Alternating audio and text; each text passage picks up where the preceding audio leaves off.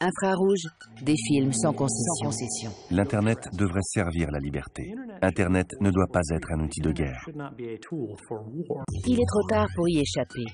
La cyberguerre est déjà déclarée. Qu'en pense Edward Snowden, dont les révélations sur le système de piratage et de surveillance généralisée de la NSA ont fait l'effet d'une bombe?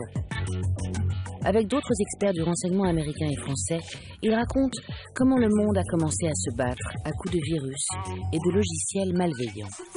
Les États-Unis ont dégainé les premiers. Les grandes puissances leur ont emboîté le pas. Aujourd'hui, tout le monde a les moyens de devenir un cyberguerrier. Si nous n'y prenons garde, l'arme Internet pourrait-elle se retourner contre nous? Première partie de cette enquête inédite, on nous écoute. Cyberguerre, l'arme fatale? Tout de suite dans Infrarouge.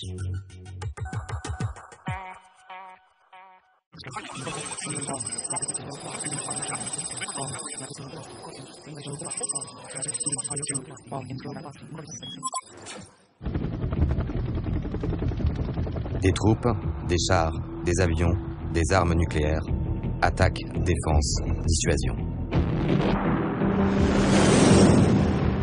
Jusqu'ici, les règles de la guerre semblaient connues. Mais depuis quelques années, tout est en train de basculer. L'arme de guerre fatale du futur, c'est plus le nucléaire. La dimension de demain, elle est informatique, et il faut se doter d'un arsenal offensif informatique. Dans cette cellule de crise, des officiers français suivent avec inquiétude une étrange attaque. Le dernier élément fait état d'une menace imminente sur l'ensemble de nos réseaux. Je veux les impacts avérés, puisqu'on va avoir une attaque, et forcément, on va avoir des impacts. Je veux les impacts potentiels. Une attaque qui n'a été détectée par aucun radar et n'a déclenché aucune alarme. Une attaque menée par une armée silencieuse et anonyme. Une attaque capable d'empêcher un avion de voler, de détruire la propulsion d'un navire, d'éradiquer les ordinateurs d'un état-major en une frappe de clavier. Ce n'est pas parce que c'est cyber que c'est propre, qu'il n'y a pas de sang derrière, qu'il n'y a pas de mort derrière, qu'il peut y avoir du sang et des morts derrière. Dans ce domaine, aucune loi ne s'applique. Au lieu de balles et de bombes, on utilise des zéros et des 1. De même qu'Internet a révolutionné nos vies, il est en train de bouleverser les champs de bataille. Nos États, nos soldats, nos états-majors sauront-ils gérer ces nouvelles menaces politiques et militaires? Sommes-nous prêts pour ce nouvel âge de la guerre? Au moment où l'on débat de l'objectif de tous ces programmes, il faut se demander jusqu'où nous sommes prêts à aller avec ces opérations qui pourraient nous mener à la guerre et où nous plaçons notre ligne rouge. Bienvenue dans le monde inquiétant de la cyberguerre.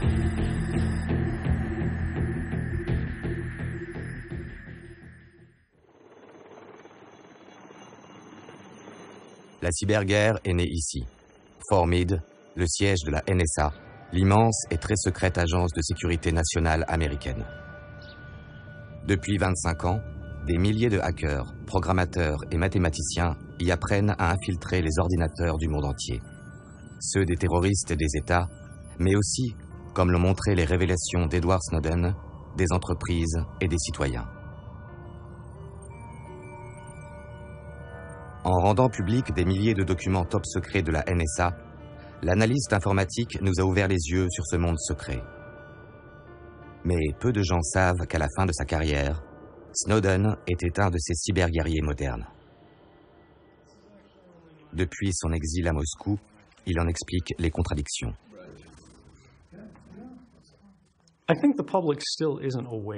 Le public n'est pas conscient de la fréquence à laquelle ces cyberattaques, comme on les appelle dans la presse, sont menées par les gouvernements du monde et pas seulement par les États-Unis.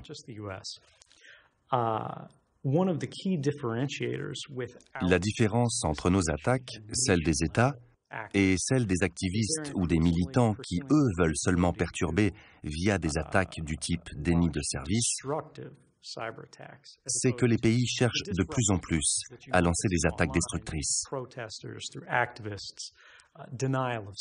Et il est important de souligner que c'est nous qui avons lancé ce mouvement avec la campagne Stuxnet contre le programme nucléaire iranien.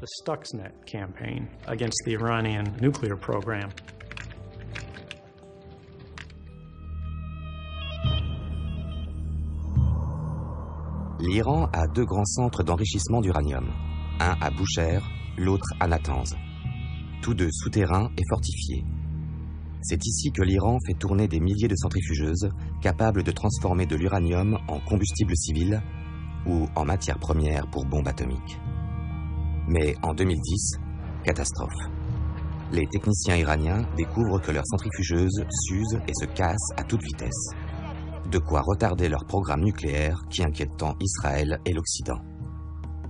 Mais impossible de savoir pourquoi. Peu après, 2 chercheurs d'une entreprise d'antivirus tombent par hasard sur un bout de code. Chaque jour, Symantec analyse 5 millions de malwares, des programmes informatiques malveillants. Mais celui-ci est différent. C'était la première fois qu'on voyait un virus dont le code était aussi long et aussi dense. Il était 20 fois plus long que les codes malveillants qu'on connaissait alors. Non seulement ce code était hyper dense, mais en plus, il ne comportait aucune erreur. On n'avait jamais vu ça. C'était la cyberattaque la plus complexe jamais vue à cette époque.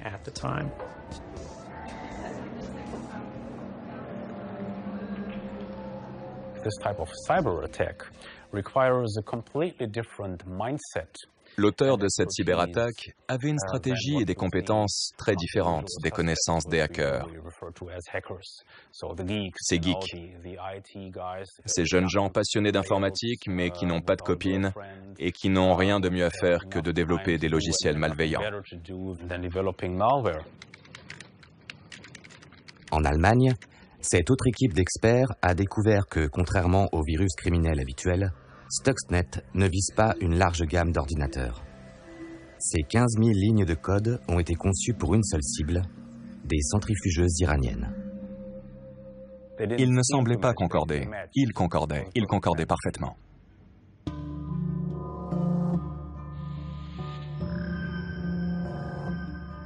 Introduit par une clé USB dans les circuits informatiques pourtant fermés de la centrale de Natanz, Stuxnet accélère légèrement la vitesse des fragiles centrifugeuses. Cela réduit très fortement leur durée de vie, sans les casser. Une arme parfaite, silencieuse et anonyme.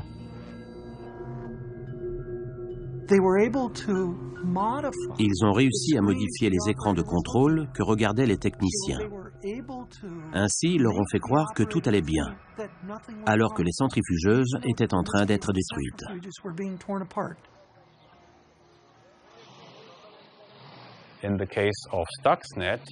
Pour développer Stuxnet, il fallait une équipe d'experts, des spécialistes en enrichissement d'uranium et en métallurgie.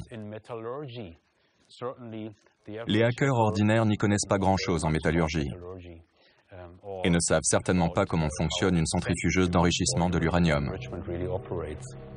À ce jour, personne n'a jamais revendiqué l'attaque. Mais dans les états-majors, la découverte de Stuxnet fait l'effet d'une bombe.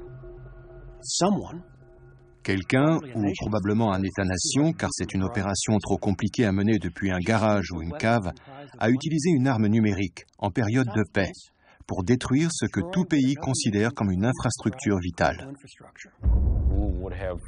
Qui avait des raisons suffisantes d'attaquer le programme nucléaire iranien? Sûrement pas le Venezuela.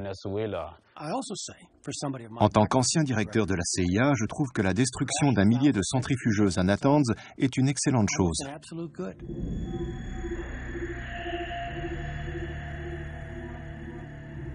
Bernard Barbier a dirigé pendant 8 ans le service technique de la DGSE. Depuis 2013, il est en charge de la cyberdéfense dans un grand groupe français. Je connaissais assez bien ces équipes qui ont été à l'origine de tout ça, puisque c'était une coopération extrêmement forte entre 2 équipes techniques incroyables qui sont les équipes de l'INSU israélienne, la NSA israélienne, les jeunes scientifiques qui font leur service militaire obligatoire pendant 3-4 ans. Puis de l'autre côté, l'équipe TAO de la NSA, donc Tailored Access, qui était 1500 ingénieurs de très haut niveau, issus de la cryptologie, qui sont passés dans le développement de malware. Ce qu'on sait aujourd'hui, c'est que le virus était l'œuvre de la NSA. Les Israéliens ont corrompu un informaticien iranien pour qu'il introduise la clé USB infectée dans la centrale de Natanz. Les États-Unis avaient l'intention d'interrompre le programme nucléaire iranien, mais voulaient à tout prix éviter une guerre. Très sincèrement, il serait irresponsable de ma part d'avancer des hypothèses sur l'identité des responsables. Mais les créateurs de Stuxnet ont aussi joué les apprentis sorciers. Loin de rester caché, le virus a fuité, infectant plus de 100 000 ordinateurs en Indonésie, en Inde, au Pakistan. Le virus s'est retrouvé ailleurs, tout simplement parce que comme un virus, il peut proliférer. Donc le risque d'une attaque cyber, c'est qu'elle, au-delà de sa cible, qu'elle touche ou pas, elle peut aussi avoir des effets collatéraux. Surtout, une fois décodée, rien de plus facile que de copier une arme informatique et de l'orienter vers une autre cible. Stuxnet est déjà utilisé comme modèle. Il existe de nombreux Metasploits, c'est-à-dire des programmes malveillants qui visent des pièces ou des mécanismes bien précis. On en trouve gratuitement sur Internet. C'est ça le plus effrayant. On pourrait s'en servir pour attaquer des réseaux d'approvisionnement en eau, des raffineries, des hôpitaux et même des parcs d'attractions.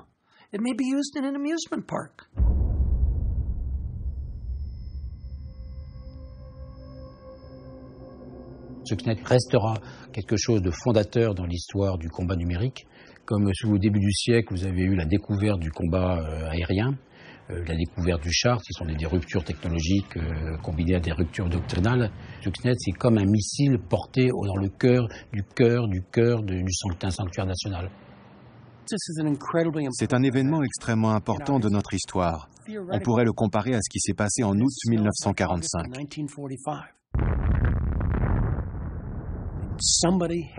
Quelqu'un a utilisé une catégorie complètement nouvelle d'armes pour détruire.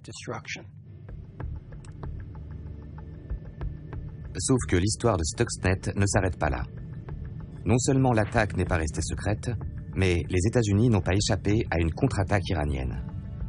Ces documents fournis par Edward Snowden le prouvent clairement. Première cible des Iraniens, en août 2012, la compagnie saoudienne de pétrole Aramco, allié stratégique des États-Unis. Du jour au lendemain, 30 000 de ces ordinateurs sont détruits. Ils ont envoyé un virus de suppression de données, une sorte de campagne qui permet à un hacker débutant de se faire la main. Une attaque qui n'a rien de complexe ni de subtil. On envoie simplement un verre informatique, un logiciel malveillant, qui s'auto-reproduit dans le réseau visé. Le programme se reproduit ensuite automatiquement sur tout le réseau et efface les données de toutes les machines.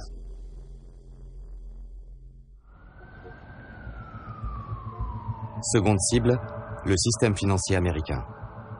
Un par un, les sites internet de Citibank, Bank of America, JP Morgan, SunTrust, Wells Fargo sont inondés de messages jusqu'à saturation.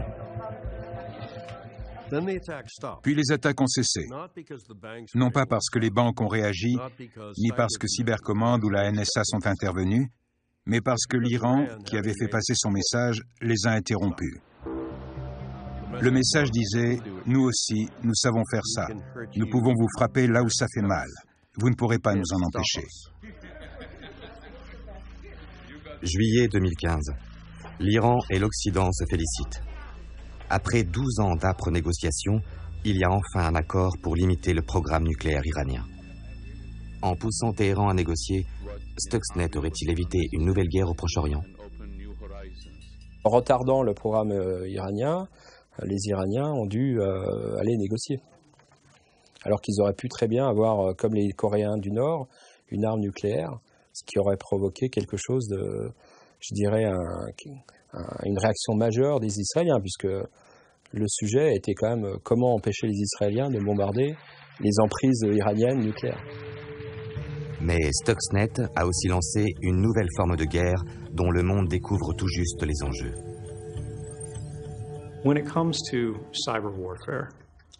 Dans cette guerre informatique, les États-Unis sont le pays qui a le plus à perdre. Le secteur technologique est la colonne vertébrale de l'économie américaine. Si on commence à mener ce type d'attaque, on crée un précédent.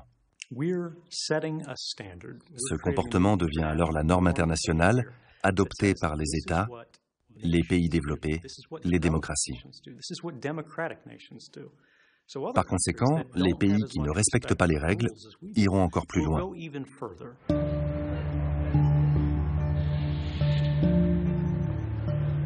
Stuxnet, c'est clairement, on a ouvert la boîte de Pandore. C'est-à-dire qu'on fait des cyber-armes en sachant parfaitement qu'on est vulnérable par ces cyber-armes.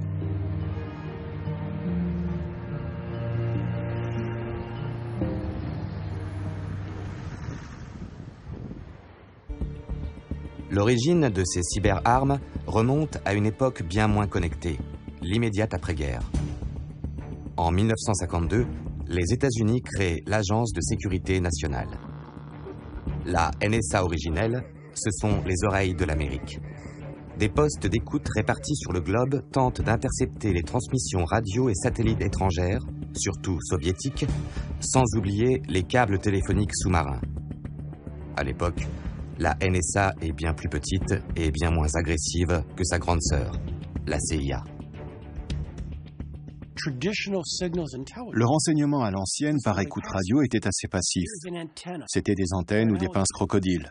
Il fallait attendre que quelqu'un envoie un message et être au bon endroit au bon moment. La France aussi a ses bataillons de fonctionnaires des services secrets chargés d'écouter les fréquences militaires du bloc de l'Est. Mais en ces années de guerre froide, c'est loin d'être une priorité. La priorité de la France, c'était de développer l'arme nucléaire.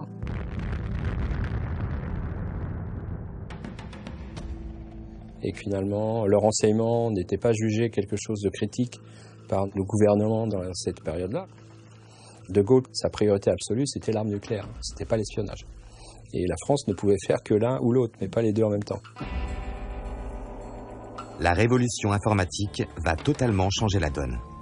Désormais, les services deviennent acteurs, capables d'infiltrer directement les réseaux informatiques.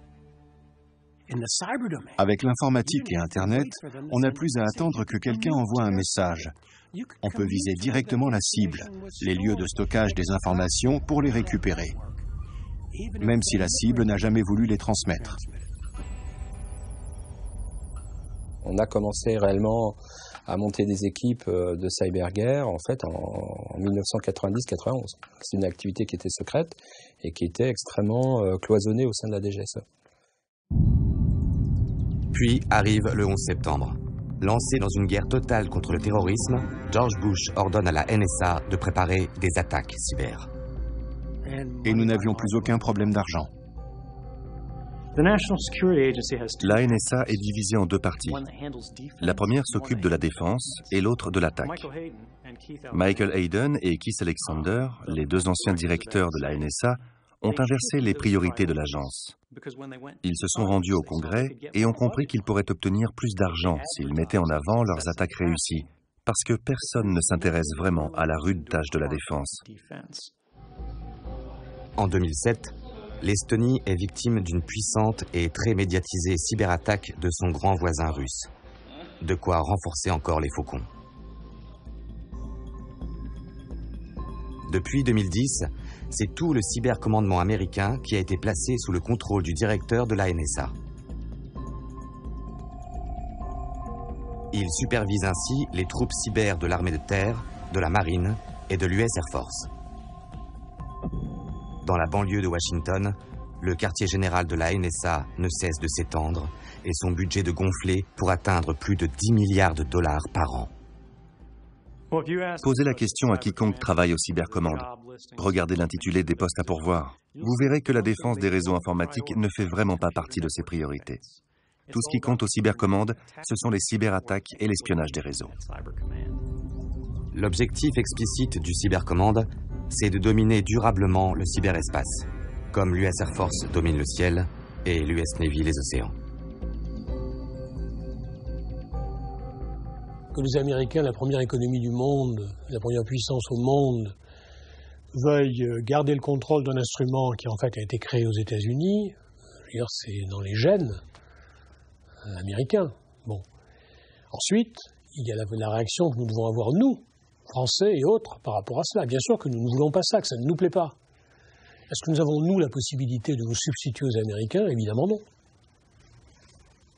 Mais en revanche, nous avons la possibilité de prendre un certain nombre de mesures pour faire en sorte que nous ayons, pour ce qui nous concerne, un contrôle raisonnable des systèmes que nous utilisons. Automne 2014.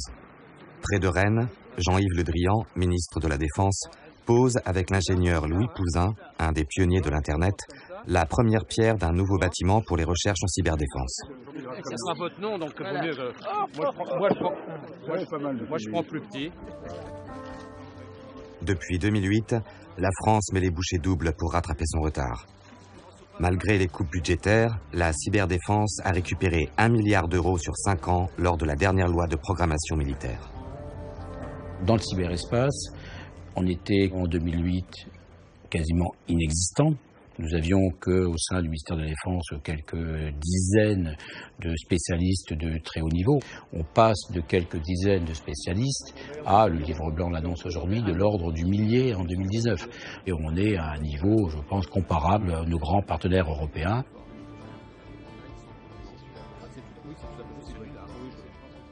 Donc une des missions de la DGA est de concevoir des systèmes qui soient sécurisés, protégés pour les forces armées françaises. Un constat que nous faisons, c'est qu'en fait le risque zéro n'existe pas. Des vulnérabilités sont découvertes très régulièrement dans tous les logiciels qui sont utilisés par ces systèmes d'information.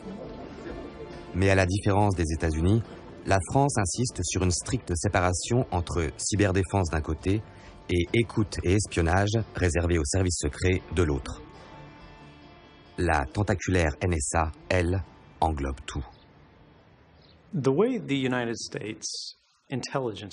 Les services de renseignement américains ne se contentent pas de protéger le pays, ni de combattre les menaces terroristes ou de lutter contre la prolifération nucléaire. Ils sont aussi utilisés pour l'espionnage économique et politique, pour en savoir plus sur ce que font les autres pays. Et ces 10 dernières années, ils sont allés trop loin.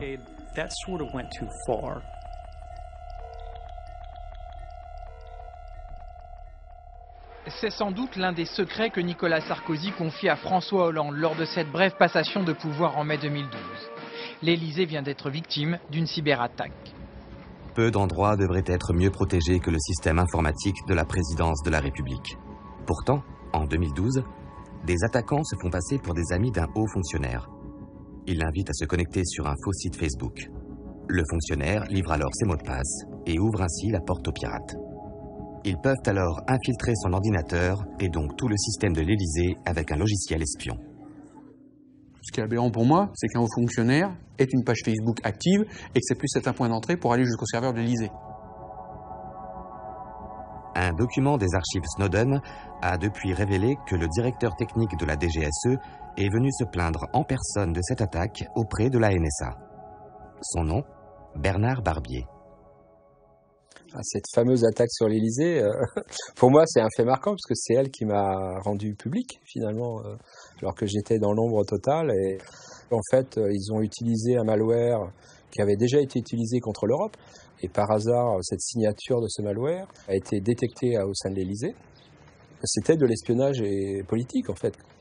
Et moi, ce que j'ai expliqué aux Américains, c'est qu'entre alliés, pour nous, c'était quelque chose qui était absolument inconcevable et complètement hors de la déontologie qu'on puisse s'espionner entre alliés sur des objectifs politiques, en fait. À Washington, la NSA a démenti être l'auteur de cette attaque, laissant entendre qu'elle aurait pu venir d'Israël ou de Grande-Bretagne. Les dernières révélations de Wikileaks ont cependant prouvé que, depuis 2004, la NSA avait écouté au moins 3 présidents français, des ministres et des conseillers. Un brutal rappel qu'il n'y a pas de règles dans le cybermonde.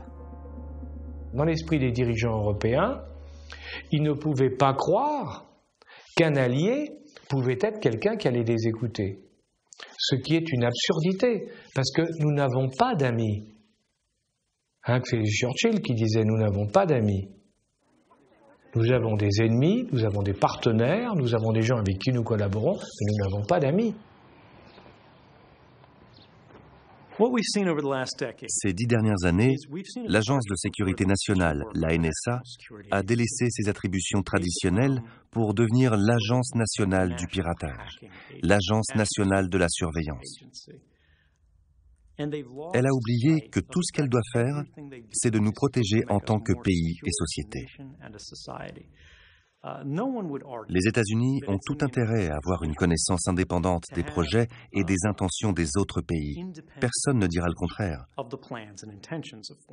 Mais il est indispensable de se fixer des limites pour ce genre d'opération, pour éviter d'attaquer nos alliés, nos partenaires de confiance, ceux qui peuvent nous soutenir et que nous soutenons. Les États-Unis n'ont rien à gagner à pirater le téléphone d'Angela Merkel.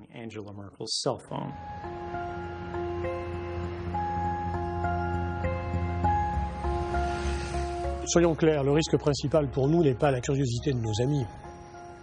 C'est désagréable, c'est même, ça peut être dans certains cas, tout à fait révoltant, mais ce n'est pas le risque principal. Je parle aussi d'espionnage dans le monde économique.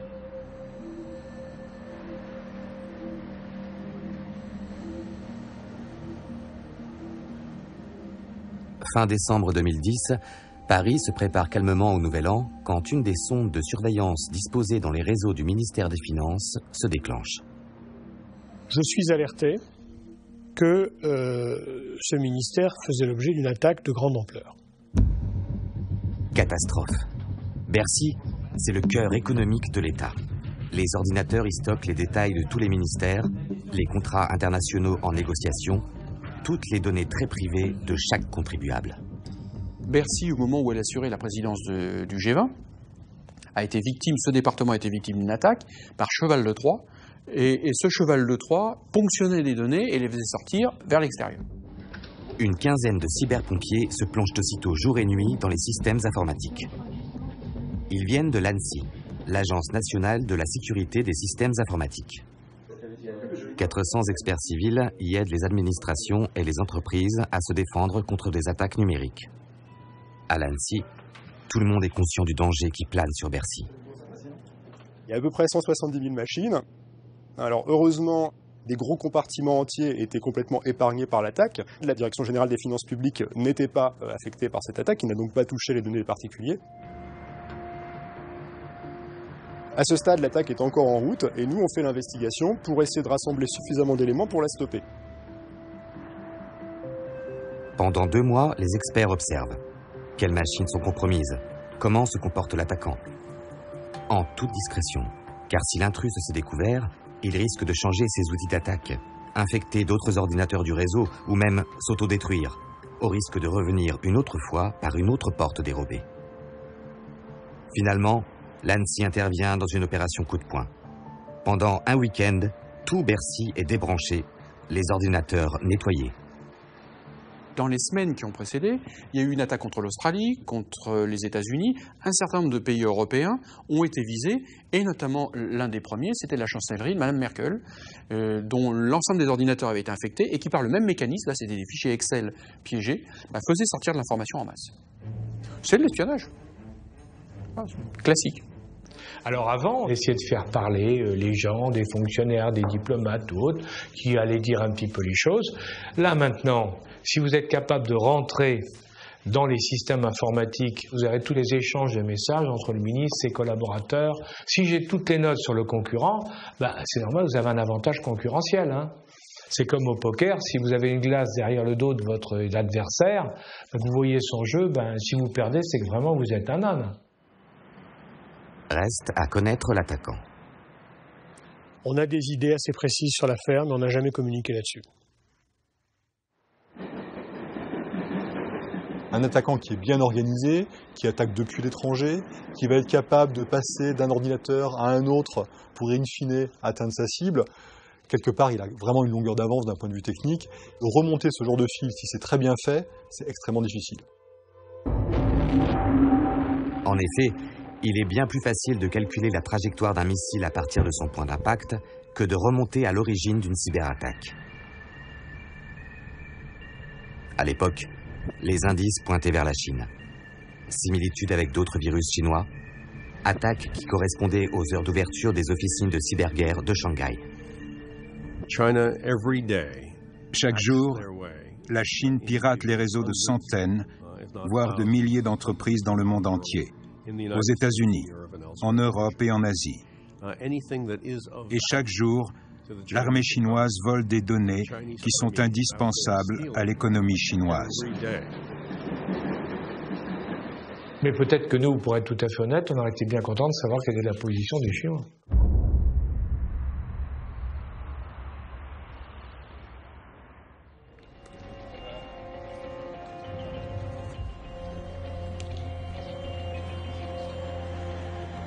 Face à ces attaques, il n'y a d'autre choix que de renforcer les défenses en permanence. Et ce que l'ANSSI fait pour les civils, ces militaires le font pour l'armée, dans un lieu qu'il est interdit de révéler.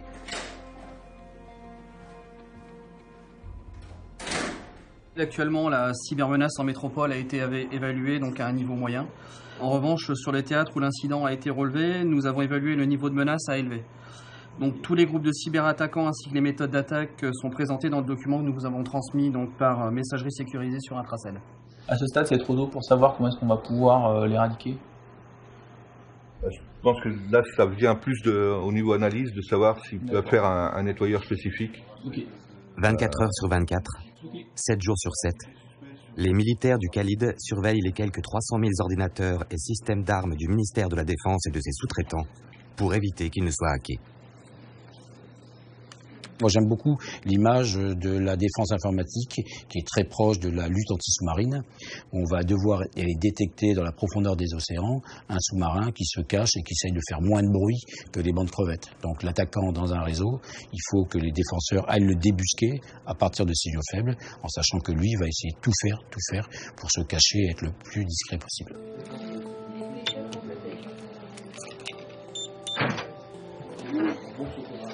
Si c'est un malware courant, ça peut prendre 1 heure pour retrouver en fait où est le code malveillant et ce qu'il fait. Si c'est quelque chose de très ciblé, qui cible le ministère de la Défense et pas simplement un ordinateur, je dirais lambda, là ça peut prendre plusieurs semaines. Quand on va étudier le code source du malware, le programmeur, bien souvent, il laisse des commentaires dans son code pour pouvoir s'y retrouver.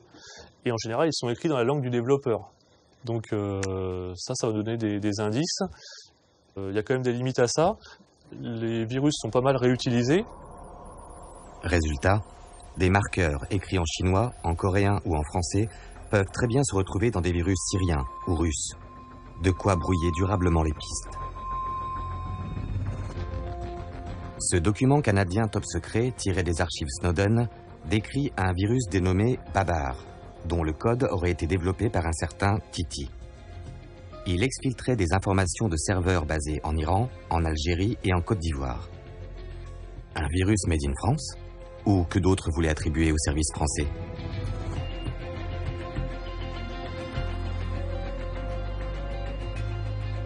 Constamment réécrites, donc changeantes, ces armes cyber sont très différentes d'un Rafale ou d'un porte-avions, prévues pour durer 40 ans. Je crois qu'il y a effectivement une course aux armements actuellement dans le domaine cyber. C'est-à-dire que nous constatons des armes cyber qui sont d'une complexité croissante. Nous avons connaissance d'États qui se dotent d'armes cybernétiques. Aujourd'hui, 26 États auraient des capacités offensives. De la Russie à la Chine, en passant par l'Iran et la Corée du Nord, la Norvège ou le Brésil. De même qu'il existe un marché des armes réelles, des entreprises spécialisées se sont créées pour commercialiser ces cyberarmes. Ou, encore plus mystérieux, des 0D. Un 0D est un trou dans un programme informatique que personne n'a remarqué. Aucun antivirus ne le protège. Des sociétés comme l'américaine Endgame ou la française Vupen se sont fait comme spécialité d'identifier ces trous de sécurité et de concevoir des codes d'attaque adaptés.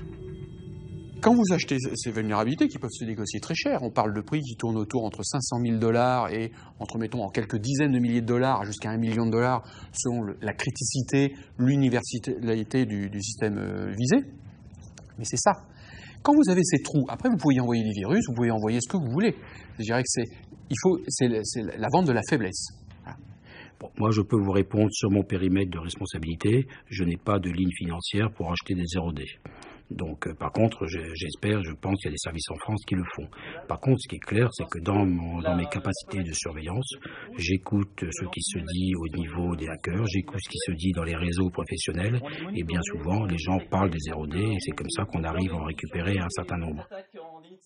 Pour les défenseurs, connaître ces 0D permet de boucher les éventuels trous des ordinateurs dont ils sont responsables. Pour les attaquants, ils sont la garantie d'intrusion réussie. En accumulant ainsi systématiquement des 0D, on prend le risque de créer une catégorie d'experts en sécurité informatique dont la spécialité est de chercher des failles. Mais au lieu de partager ce savoir avec les fabricants de logiciels pour qu'ils comblent ces failles et rendent notre environnement plus sûr, ces chercheurs vendent les 0D aux services secrets. Et tout cela compromet notre sécurité individuelle, sociale et économique. De plus, cela fait émerger un nouveau marché noir des armes informatiques.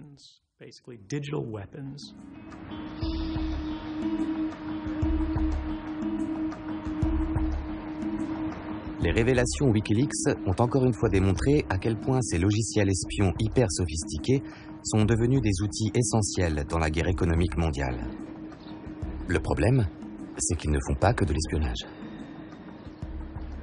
Cette capacité finalement d'aller voler de l'information, c'est la même si vous voulez casser, puisque à partir du moment où vous prenez possession d'un système informatique, vous pouvez casser en fait.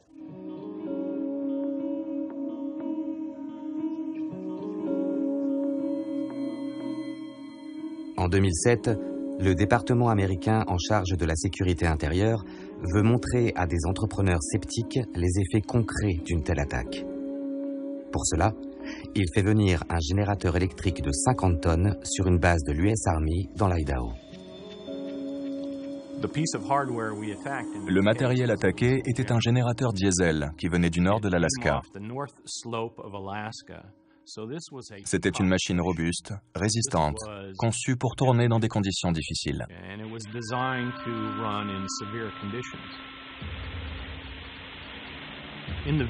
Dans la vidéo, on voit qu'il fonctionne normalement, sans bruit inhabituel. Tout à coup, on remarque le premier soubresaut.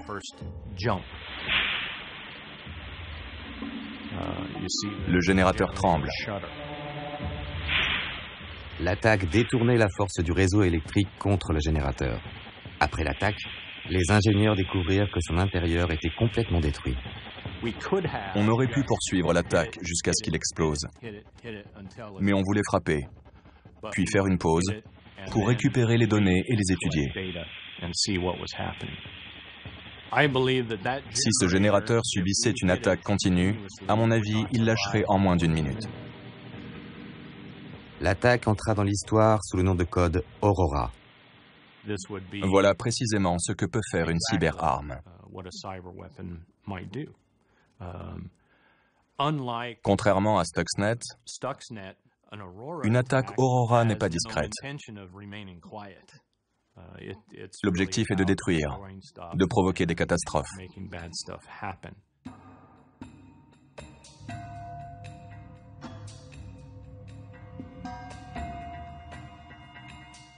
Aurora et Stuxnet ont un point commun.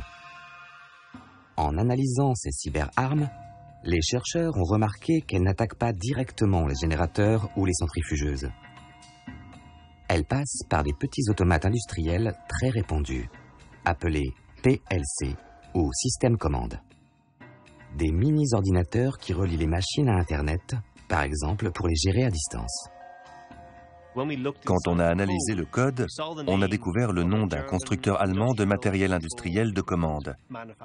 C'était Siemens.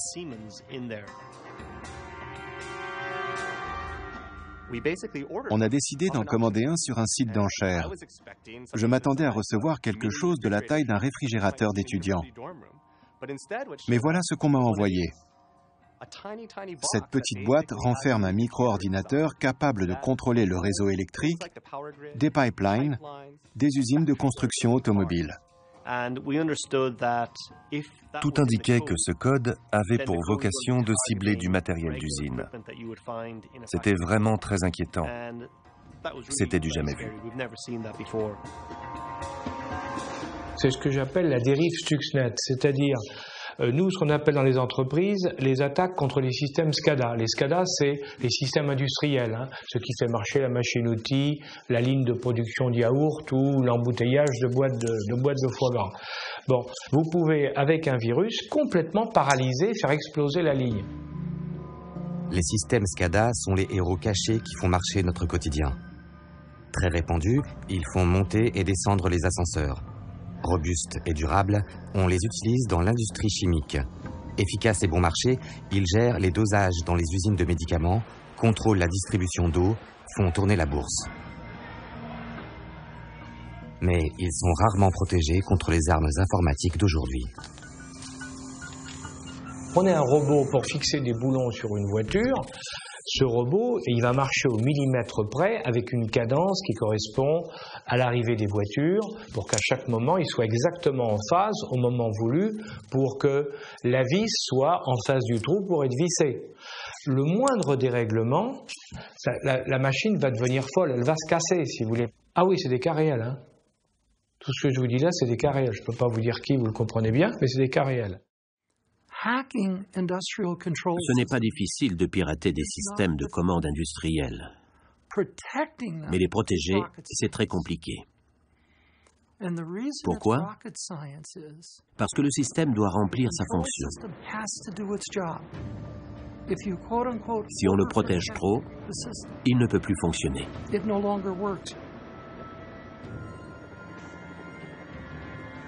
En France, pays du nucléaire roi, cette prise de conscience a fait l'effet d'un choc. Depuis la loi de programmation militaire de 2014, l'ANSSI est donc chargée d'aider les 200 secteurs les plus sensibles à se protéger. La liste de ces opérateurs d'importance vitale est officiellement secrète. La liste est classifiée, mais les secteurs, on peut les citer, eux, par contre, c'est l'énergie, c'est les transports, c'est les finances, le domaine militaire, bien évidemment. Et voilà, tous ces domaines-là, il faut les protéger. Dans le domaine du transport aérien, si on commence à modifier les données de contrôle aérien, on voit les conséquences que ça peut avoir. Donc il faut évidemment que ces systèmes, qui sont évidemment complexes, qui impliquent des systèmes au sol, qui impliquent des systèmes en vol, que ces systèmes-là soient bien sécurisés, soient bien pensés vis-à-vis de la menace, de manière à éviter qu'ils puissent être détournés, mis en panne, utilisés à l'encontre même des utilisateurs.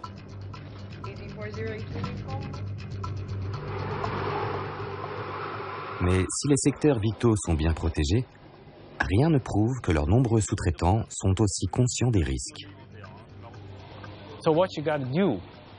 Un bon attaquant qui veut s'en prendre à une cible sensible ne lance jamais un assaut direct.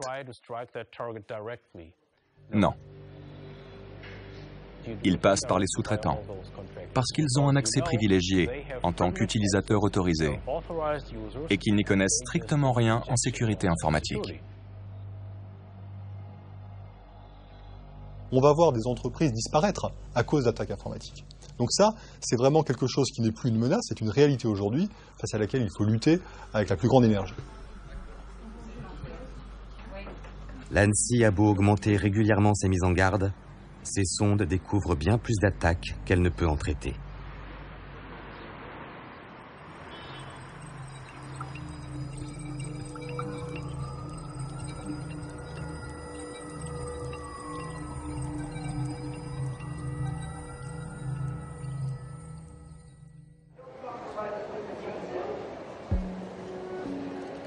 Maisons connectées, voitures connectées, bureaux connectés. L'arrivée avec force publicité de l'Internet des objets n'est pas pour rassurer les experts en cybersécurité, car ce sont autant de nouveaux points d'entrée pour les cyberattaquants. L'Internet des objets, ça pose un vrai problème de fond. Récemment, il y a eu l'exemple intéressant de BMW, qui avait mis en place une communication sans fil avec l'ordinateur de bord Et les hackers ont démontré qu'ils pouvaient très facilement fracturer la voiture sans fracture. Donc BMW était obligé de le reconnaître, que des milliers de voitures ont été volées sans fracture aucune. Ces chercheurs en sécurité informatique de l'Université de Washington ont démontré comment cela se passe. La voiture choisie est dotée d'un système de communication d'urgence, une sorte de téléphone portable interne. En hackant ce système, les chercheurs ont introduit un code malveillant dans les ordinateurs de bord de la voiture et pris le contrôle de tous les systèmes mécaniques. Fermeture des portes, lumière et surtout les freins. And we'll be applying your brakes shortly.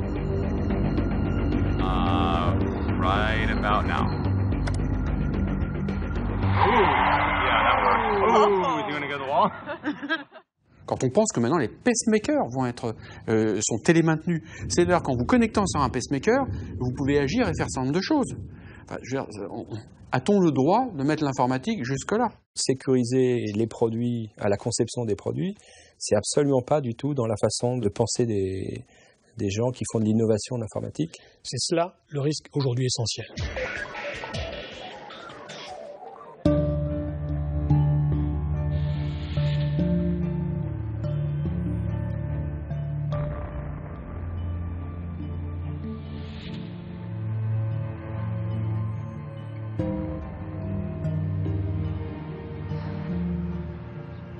Les marchands de sécurité informatique, défensive et offensive, ont donc un bel avenir devant eux.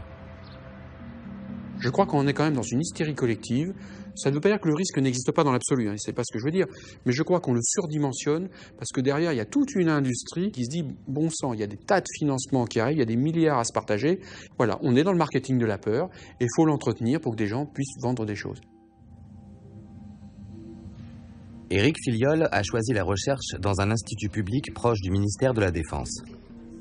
Ses travaux se basent sur une autre possibilité d'Internet, le Big Data. L'accès à des quantités quasi inépuisables de données librement accessibles.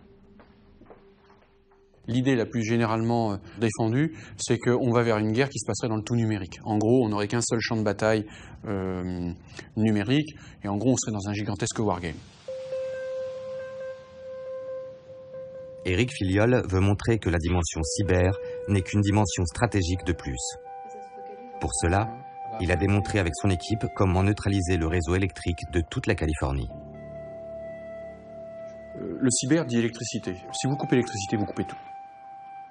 En utilisant uniquement des données publiques, l'équipe a calculé qu'il suffit de quelques attaquants motivés pour faire sauter les 5 pylônes électriques critiques et bloquer cet État grand comme la France.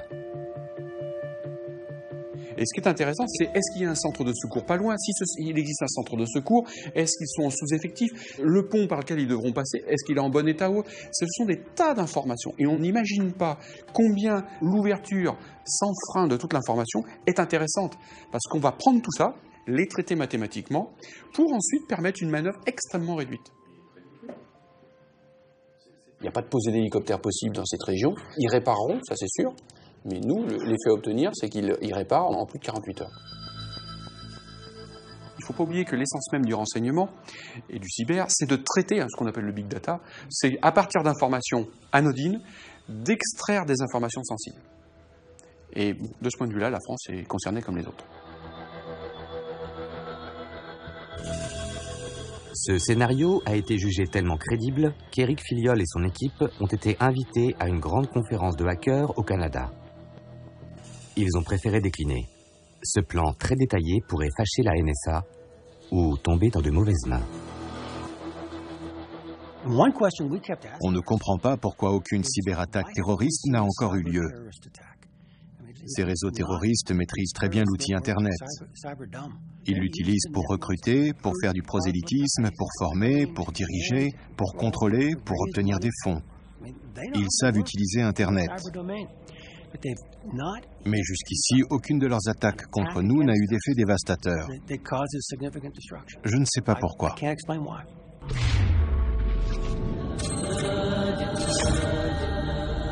Et pourtant, Cette vidéo est brièvement apparue en avril 2015 sur les réseaux sociaux, avant d'être vite retirée par les services de l'État.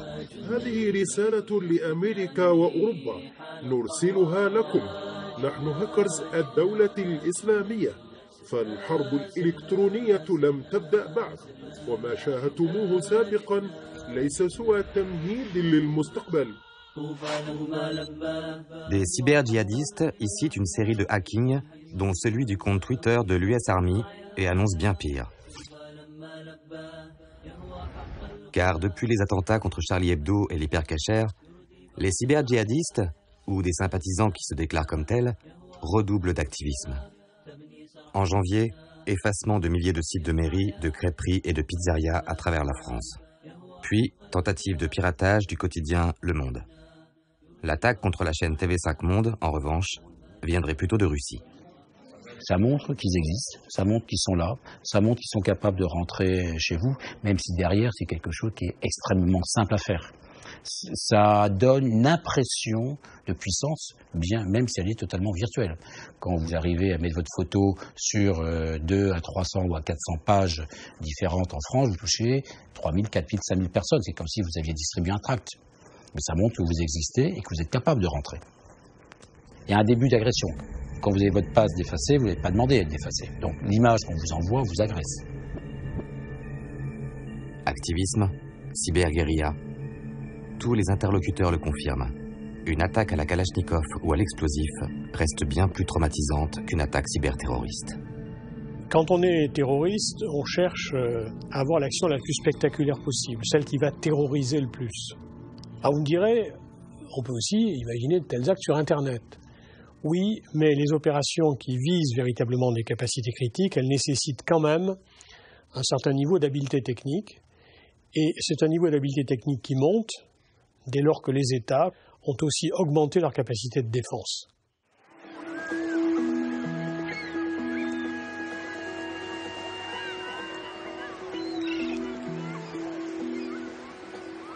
Il n'y a pas que la France. Le Brésil, plus grande puissance d'Amérique du Sud, est un nœud central pour Internet. De nombreux câbles et fibres optiques s'y croisent. Mais le Brésil a aussi pris la tête de la campagne pour mettre fin aux abus des cyberguerriers. La NSA et les autres agences attaquent les infrastructures critiques d'Internet pour en prendre le contrôle. Elles piratent les routeurs qui permettent au pays d'avoir accès à l'Internet global. Ce sont les outils clés convoités par les gouvernements pour mettre en œuvre leurs programmes de surveillance. Cette carte des archives Snowden en particulier a choqué les Brésiliens. Ces points jaunes indiquent les codes malveillants installés par la NSA à travers le monde.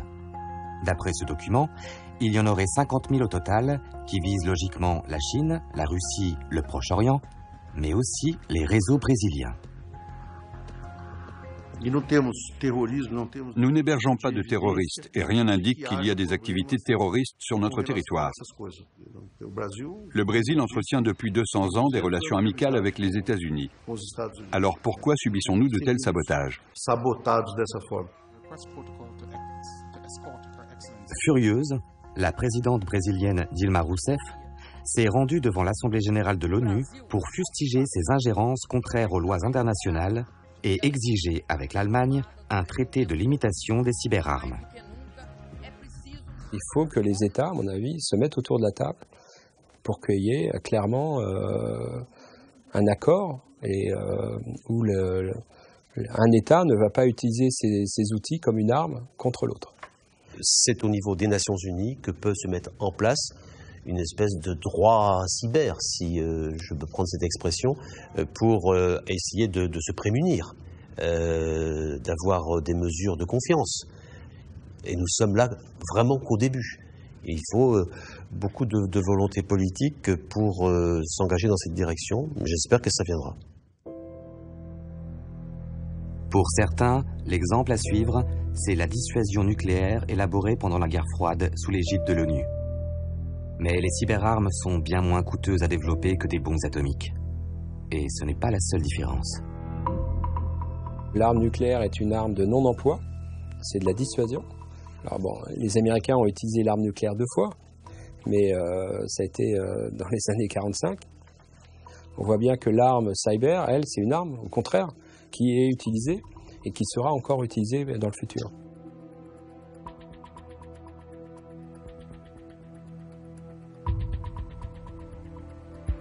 Il existe une autre vision, plus cynique, de la dissuasion.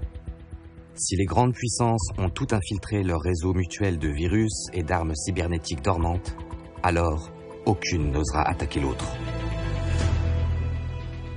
Ah ben c'est la neutralité par la force. Hein. Je suis chez toi, tu es chez moi, donc on ne se fait pas de mal, parce que sinon ça va se terminer très très mal pour tous les deux. Donc à partir du moment où tout le monde sait que l'autre peut venir chez soi, on peut arriver à trouver un terrain d'entente. Je crois que les choses ne sont pas mûres encore pour aboutir à l'élaboration d'un traité. C'est plus l'idée de code de bonne conduite, et c'est l'idée que la France préconise, que l'idée d'un traité. Faute d'accord, les conséquences sont déjà économiques. Pour s'autonomiser, le Brésil a commencé à construire des câbles sous-marins vers l'Europe, l'Afrique du Sud et l'Inde, qui échappent aux États-Unis. Et ce n'est qu'un début. Si ces problèmes ne sont pas réglés, le gouvernement et les entreprises du Brésil hésiteront de plus en plus à conclure des contrats avec les compagnies américaines.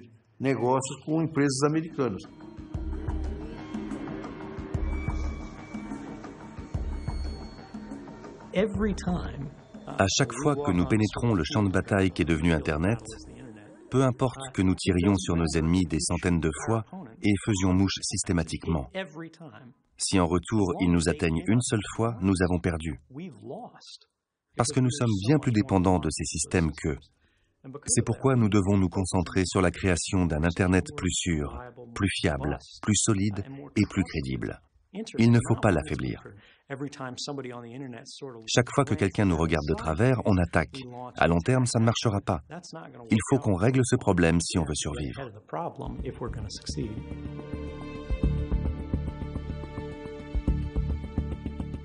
Sans coordination des États et de leurs services, cette nouvelle cyberguerre risque d'être un jeu où tout le monde est perdant. Plus nos sociétés sont connectées, plus nous sommes vulnérables. L'affaire Sony en est la preuve. The FBI is investigating that destructive cyber attack at Sony Pictures. Fin 2014, les studios Sony sont victimes d'une puissante cyberattaque. Les mystérieux hackers font du chantage financier et demandent l'amélioration des conditions de travail chez Sony. Après quelques jours, ils exigent aussi l'annulation du film The Interview. The Interview est une comédie absurde sur le point de sortir. L'histoire, deux pseudo-journalistes américains sont chargés de tuer Kim Jong-un, ce qui a provoqué la fureur de la Corée du Nord. FBI, médias et politiques américains accusent donc Pyongyang d'être responsable de l'attaque. Qui dément? C'est une affaire qui a étonné tout le monde et qui continue à m'étonner. Voilà, je ne comprends pas pourquoi l'État américain est descendu aussi vite. Il y a des clés de compréhension qui nous manquent dans cette affaire. They caused a lot of damage, and we will respond. We will respond proportionally, and we'll respond in a place and time and manner that we choose. Fin décembre, l'Internet nord-coréen s'effondre pendant 10 heures. Donc il y a eu une réplique, mais est-ce que c'est véritablement les Coréens? Il y a beaucoup de gens dans le milieu, beaucoup de gens en doutent. Les Américains se sont saisis de cette affaire pour en faire une affaire d'État. Alors pourquoi un État aurait eu besoin de faire ça, quoi? Alors peut-être que c'est un État associé avec une cyber-mafia, et donc la mafia, elle, essaie de gagner de l'argent, l'État, lui, essaie d'empêcher le film de sortir. Mais résumer ça par une attaque de la Corée du Nord me semble un peu simple. L'affaire Sony révèle toutes les ambiguïtés de la cyberguerre, à commencer par la difficulté de trouver une réponse calibrée. À partir de quel moment sommes-nous effectivement en situation de conflit? Est-ce qu'il est possible de lancer une attaque contre des systèmes sans la revendiquer? Et à quoi cela conduit, etc., etc. On a un champ très vaste qui s'ouvre.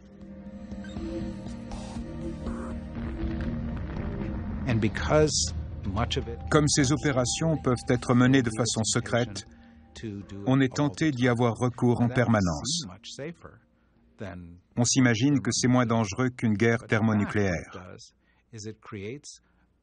Mais en réalité, cela crée bien plus de possibilités de malentendus et des tensions qui peuvent entraîner des représailles et des réactions en chaîne extrêmement dangereuses. Donc on va avoir dans les années qui viennent des frontières entre le temps de paix et le temps de guerre qui risquent d'être beaucoup plus malléables que ce que l'on connaît aujourd'hui. Internet est devenu un terrain d'affrontement. Mais cet organisme d'importance vitale, mondiale et ouvert n'est protégé par personne. L'accumulation de vulnérabilités, de 0D et d'armes informatiques ne cesse de le fragiliser. L'Internet est le système le plus complexe que l'homme ait inventé. Chaque opération sur ce réseau a des conséquences inattendues qui créent de nouveaux comportements. Quand un petit virus est lâché dans la nature, au milieu de nos vies et de nos réseaux privés, il s'échappe et se rebelle, comme dans Jurassic Park. L'Internet devrait servir la liberté. Internet ne doit pas être un outil de guerre.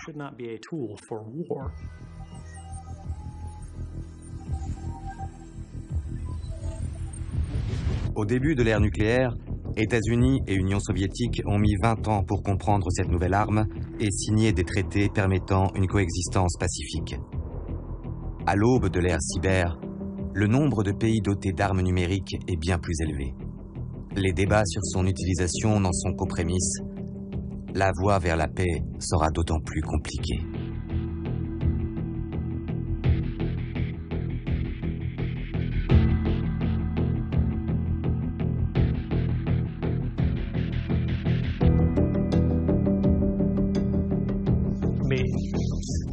En supposant qu'on passe un accord international, ce serait formidable, qu'est-ce qui nous garantit que le plus malin et le plus fort ne passera pas outre pour mener son truc à côté, à partir du moment où il dispose d'une technologie qui est différente et qui ne peut pas être repérée?